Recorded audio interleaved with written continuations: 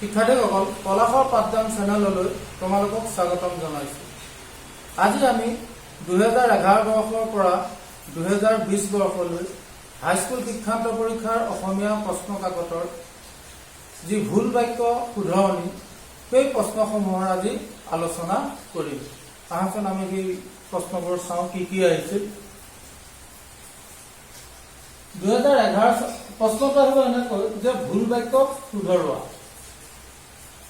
2011 চনত আহিছিল এতিয়া 10টা বাজিছে, তাৰ উত্তৰটো হ'ব কি এতিয়া 10 বাজিছে। 2011 চনত আৰু এটা প্ৰশ্ন আহিছিল তেনেকুৱা, ভাত খাই স্কুললৈ যাবা। ইয়াত আচলতে এই খাই এই ক্ৰিয়াপদটোত ভুল হৈ আছে, ই এটা অসমাপিকা ক্ৰিয়া, গতিকে ইয়াত ইয়তি শেষ নহয় হৰ্ষই হয়, গতিকে ভাত খাই স্কুললৈ যাবা।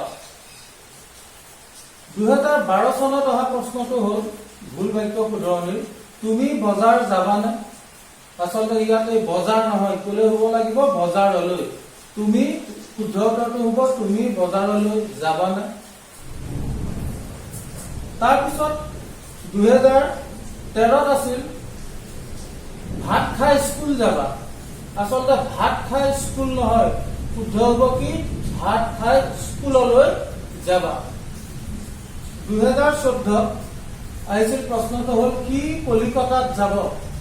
আচলতে এই কলিকতাত ত নহয়, ইয়াত কি হ'ব লাগিব কি কলিকতালৈ যাব।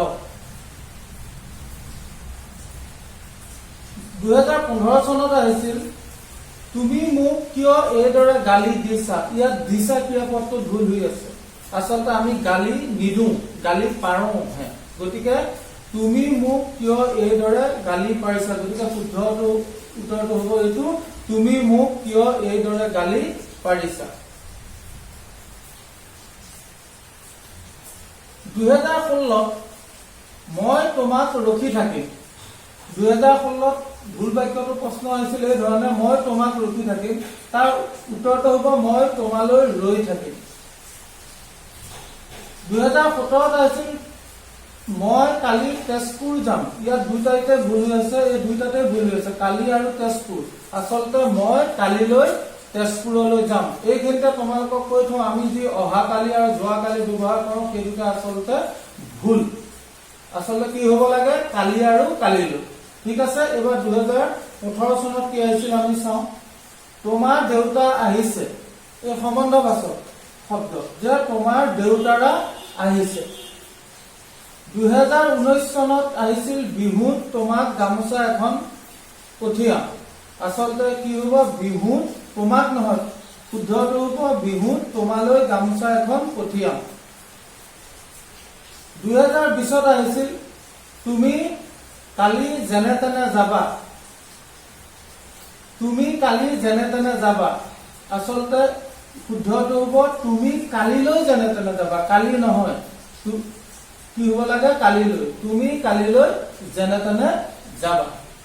গতিকে এইদৰে আমি 2011 চনৰ পৰা 2020 চনলৈ অসমীয়া প্ৰশ্ন কাকতৰ ভুল বাক্য শুধৰোৱা যিসমূহ প্ৰশ্ন আছিল আলোচনা কৰিলো।